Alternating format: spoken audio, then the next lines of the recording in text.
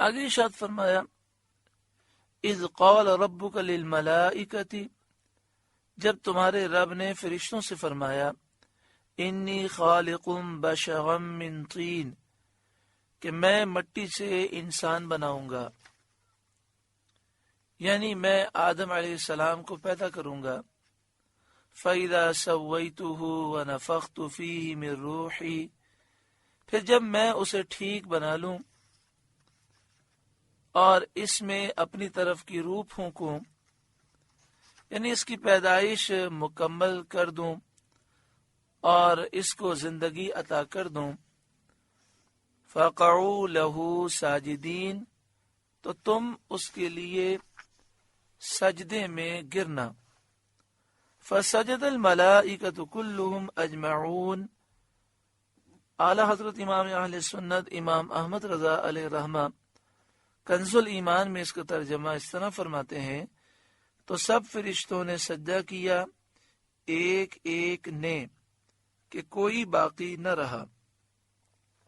فَسَجَدَ الْمَلَائِكَةُ كُلُّهُمْ أَجْمَعُونَ، سارے فرشتوں نے آدم علیہ السلام کو سجدہ کیا، الا ابلیس، مگر ابلیس نے سجدہ نہ کیا۔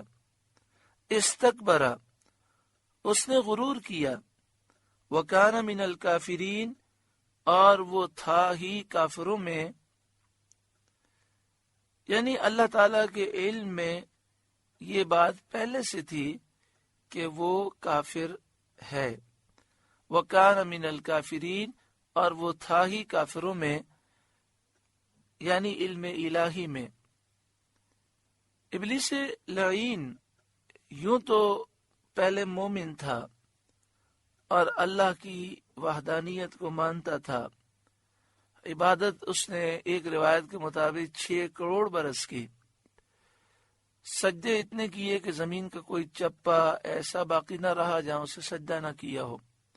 ایک روایت کے مطابق آسمان دنیا کی چابیاں اس کے پاس تھیں، جنت میں اس کا آنا جانا تھا، فرشتوں کا استاد تھا، لیکن تکبر کر کے کافر ہو گیا۔ اور اللہ تعالیٰ پہلے ہی سے جانتا ہے، اللہ کا علم ازلی ابدی ہے، ہمیشہ سے اللہ جانتا ہے کہ کیا ہونے والا ہے، تو یہاں علم الہی کا ذکر ہے۔ وَكَانَ مِنَ الْكَافِرِينَ، اور وہ تھا ہی کافروں میں، علم الہی میں۔ بعض مفسرین نے اس کا ترجمہ یوں کیا وَكَانَ مِنَ الْكَافِرِينَ، اور وہ کافر ہو گیا۔ قال، اللہ نے فرمایا یا ابلیس، اے ابلیس، ما منعک ان تسجد لما خلقت بیدی، تجھے کس چیز نے روکا کہ تو اس کے لیے سجدہ کرے جسے میں نے اپنے ہاتھوں سے بنایا، یعنی جسے میں نے اپنے ہاتھوں سے بنایا اس کو تو نے سجدہ کیوں نہیں کیا؟ کس چیز نے تجھے روکا؟ استکبرت، کیا تجھے غرور آ گیا؟ ام کنت من العالین، یا تو تھا ہی مغروروں میں، یعنی اس قوم میں سے تو تھا جن کا شیوا ہی تکبر ہے۔ قال، ابلیس بولا، انا خیر منہ، میں اس سے بہتر ہوں۔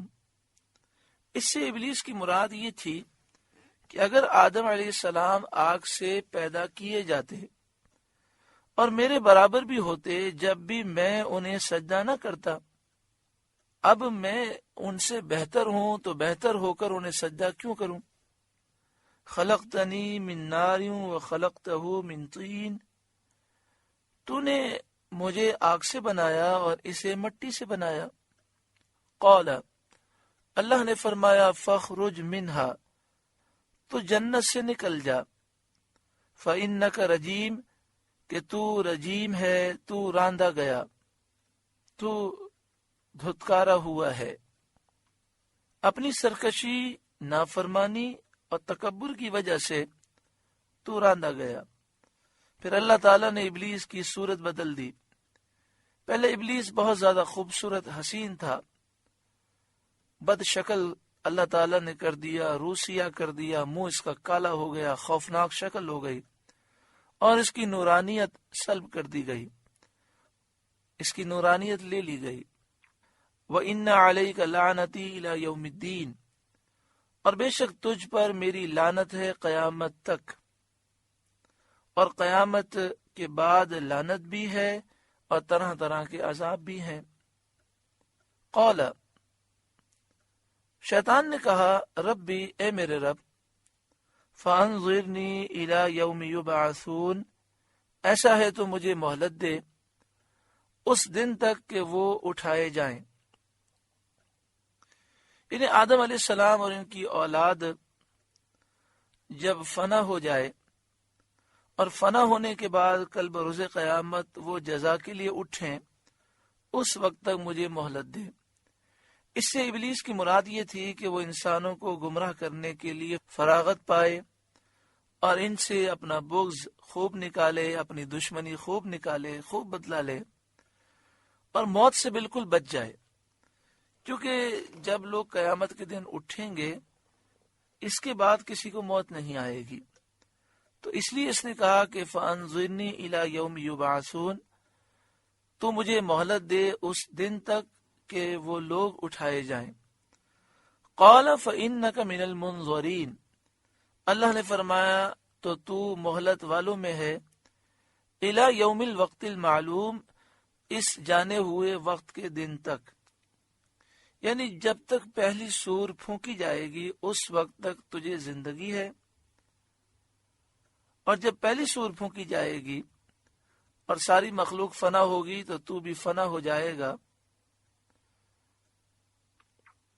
قال، ابلیس بولا، فَبِعِزَّتِكَ، تو تیری عزت کی قسم، لَأُغْوِيَنَّهُمْ أَجْمَعِينَ، ضرور میں ان سب کو گمراہ کر دوں گا، إِلَّا عِبَادَكَ مِنْهُمُ الْمُخْلَصِينَ، مگر جو ان میں تیرے چنے ہوئے بندے ہیں، جو مخلص ہیں، جنہیں تو نے چن لیا ہے، جن پر تیرا کرم ہے، میں انہیں گمراہ نہیں کر سکوں گا۔